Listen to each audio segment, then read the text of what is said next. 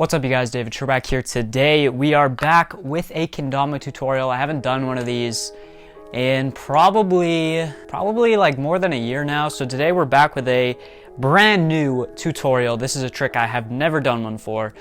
This was actually really tough finding a trick I haven't done a tutorial for. I've done like 70 tutorials in total.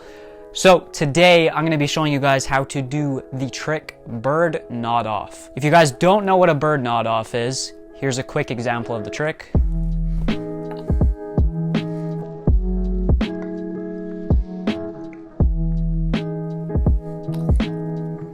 All right, there's an example of the trick. So before you learn this trick, one trick that you're gonna need to know how to do, obviously, is bird. So make sure you're super comfortable with birds. And that's pretty much all you need to know how to do for this trick. So let's get right into it. First thing you're gonna wanna do is obviously just pull up to bird. Doesn't matter how you get there, just get there. Of course, I can't get there. There we go. And the next thing is obviously the grip. Some people like to do birds where they have their thumb on the big cup. Obviously that isn't gonna work for this trick, so you're gonna need to come with more of a traditional grip like this.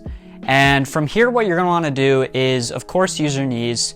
You're gonna bend down, and what I do is I pretty much give the Ken a little bit of momentum like this, and as you bring the Ken up slightly upward, the Tama, and once you bring the Ken slightly upward, you're gonna start rotating the Ken downwards like this, and as you do that, the Tama is going to fall onto the cup. But what you wanna make sure happens is you don't want the Tama to get any air at all. So when you're doing this, you need to make sure that the Tama stays connected to the big cup the entire time. That's really important because you need the hole to be in the same spot. So as you can see, when I do this, the Tama doesn't really leave the big cup at all. It stays connected to it the entire time. It just pretty much switches its position. And now you have it on big cup here.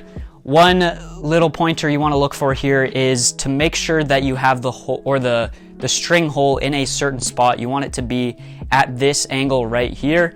And if it's at about this spot, you should be good to go back to bird. So what you're going to do now to go back to bird is, once again, bend your knees, bring the Ken down, bring it up. And as you do that, once again, you're going to slowly and ever so slightly rotate the Ken the other way. If you remember, when you're doing the nod off to get to the big cup, you rotate the Ken this way. When you're going back to bird, you're gonna rotate the Ken the opposite way. So you're gonna rotate it this way, ever so slightly. So what that looks like is this, just like that. Once again, the Tama stays connected to the big cup the entire time. That's really important. So here we go, nod off. Catch it right there, and then you do the opposite motion to get it back to bird, just like that.